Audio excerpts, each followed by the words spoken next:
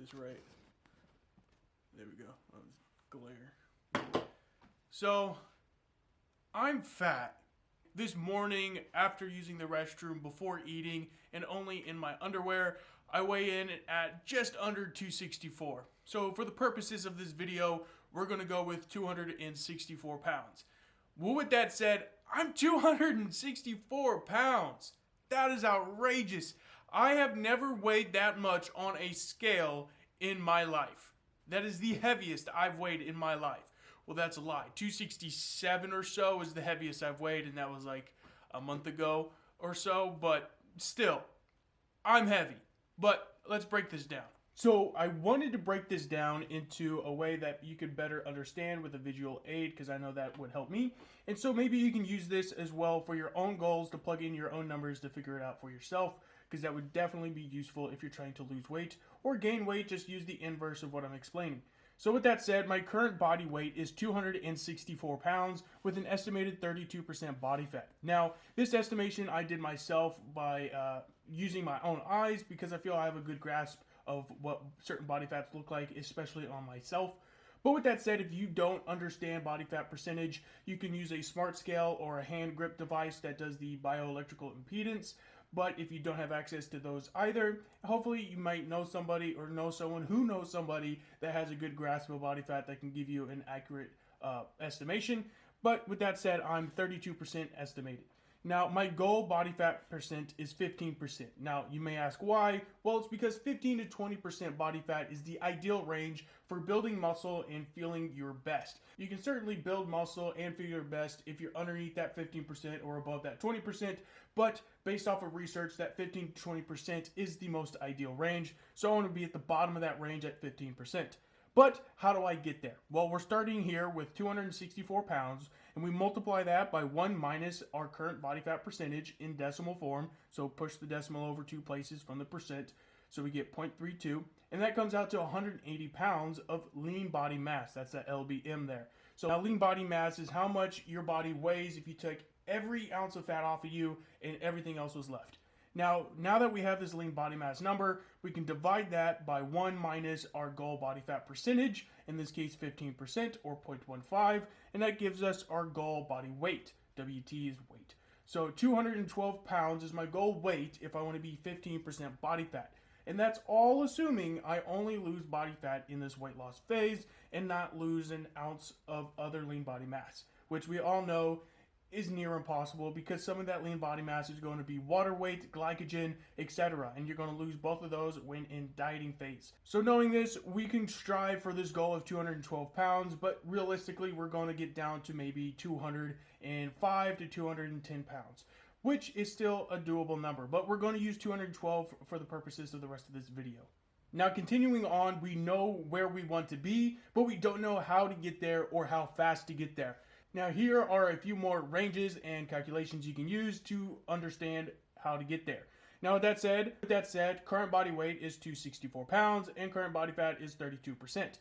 Now, with that in mind, you don't want to lose more than 10% of your body weight in one fat loss phase. Now, there are a few reasons, but the biggest one is fatigue. You're going to get physical and mental fatigue as well as dietary fatigue. It is just not going to be that high quality of a life, even in a deficit. So with that said, no more than 10%, in my case, is 26.4 pounds. Now, additionally, you don't want to lose more than 0.5 to 1% of your body fat per week.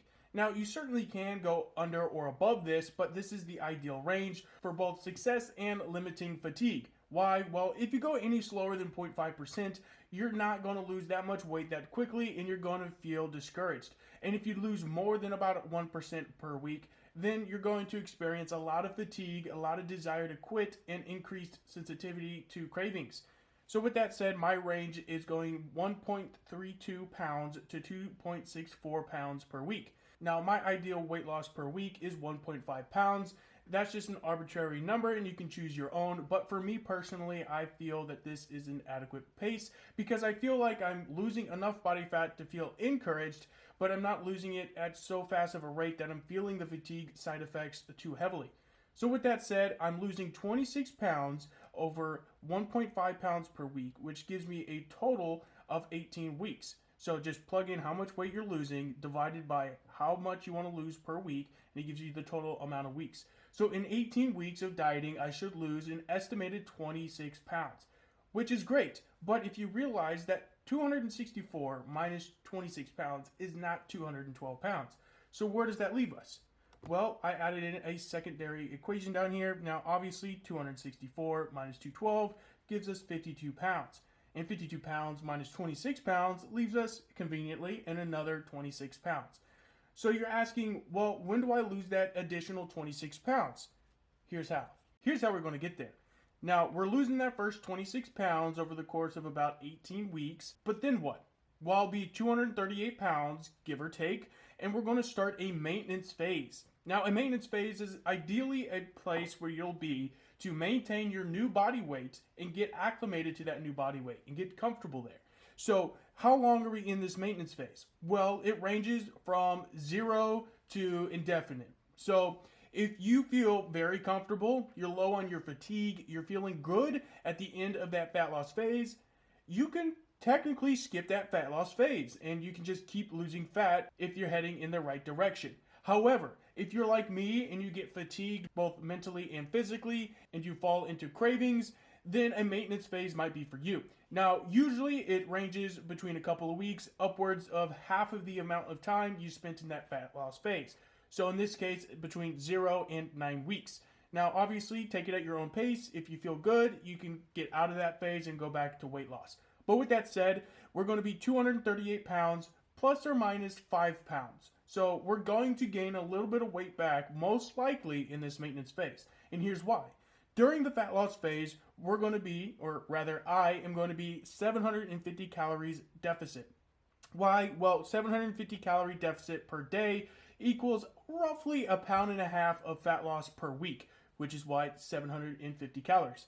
So when we enter that fat loss phase, we're in a 750 calorie deficit until we get to the maintenance phase. But keep in mind, this 750 calorie deficit isn't going to be static, right? We're going to be in an 18-week fat loss phase. That's quite a long time for our body to adjust to the calorie deficit. So we might increase that deficit larger as we go on. So at week 10 to 12 or so, maybe I'll have to bump it up to an 800 or 850 calorie deficit rather than 750. It all depends on the individual. Just track your weigh-ins and your calorie intake and you can adjust accordingly. But with that said, when we enter the maintenance phase, we're going to increase our calories by 10% per week while we're in that maintenance phase. But we're going to stop once we start increasing our body weight too much, right? So if you're starting your maintenance phase, you're going to increase your current calories by 10% for an entire week while maintaining a daily weigh-in of your body weight. In the following week, again, increase the calories another 10% and keep going until your body weight increases too much, which in my eyes is about 5 pounds. If you can see a consistent rise in your body weight, you know you're increasing your calories too much. And here's a graph representation of this. So right here, we're starting at 238 pounds on both graphs. And this one, sure, I go up a little, I go down a little, but I'm relatively constant throughout this phase. This is what we're looking for. However, if you're starting and you know, maybe lose a little, but then you gain, kind of lose, kind of gain, kind of lose, kind of gain, and you're just gaining a lot over the course of the time. As you can see, this is kind of a linear increase in your body weight. We do not want this. You're increasing your calories too high and you're above your maintenance calories.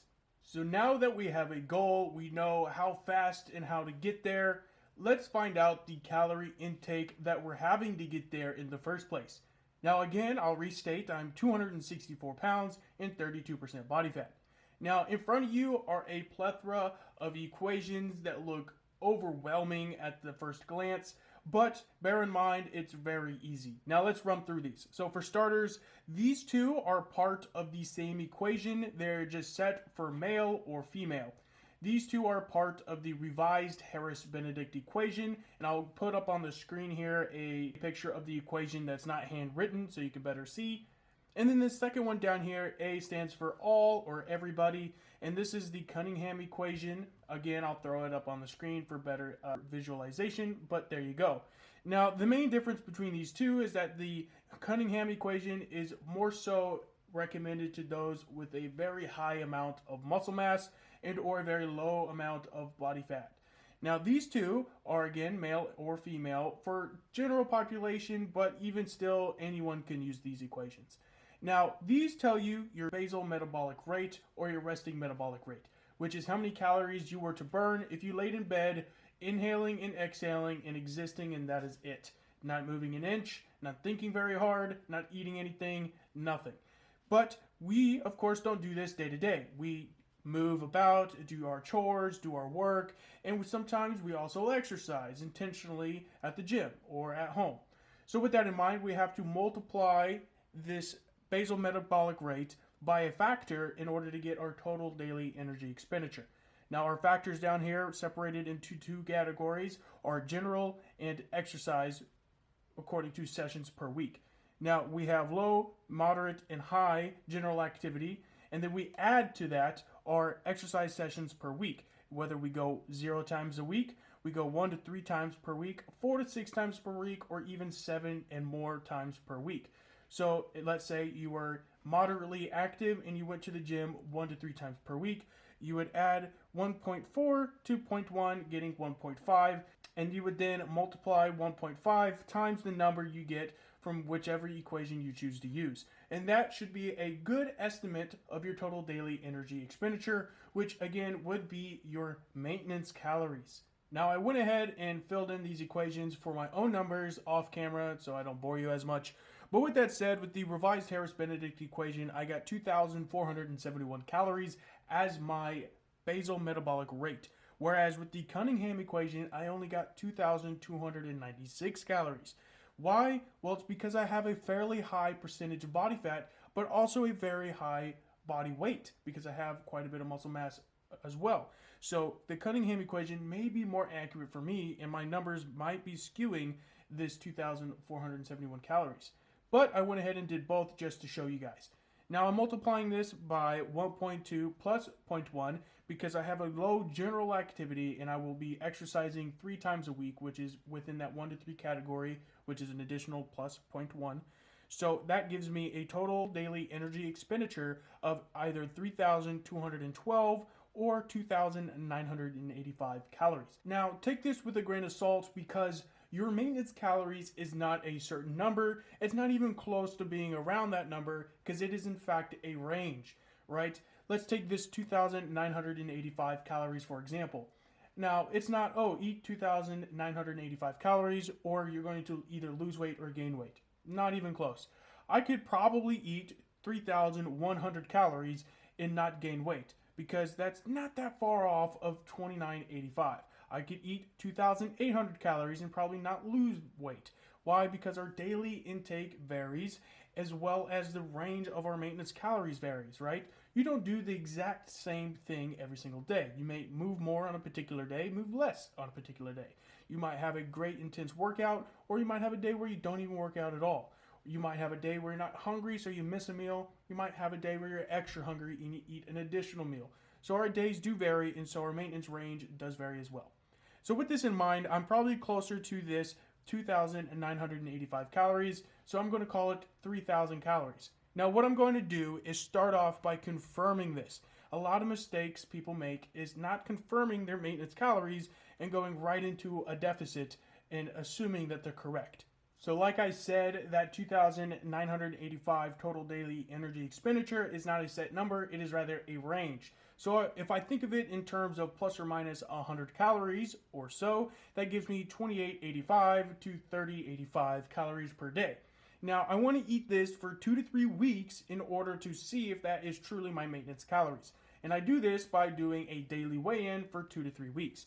If I see a linear increase over the course of the 2 to 3 weeks, I will say it's a surplus and it's too high of a calorie. If I see a linear decrease, I call it a deficit and I'm eating too little calories. And if I see it just right, where I maybe gain a little, lose a little, but otherwise maintain my weight, that is my maintenance calories. So once you figure this out, you are set to start your fat loss phase. Now lastly, we do have to enter this calorie deficit when starting the fat loss phase.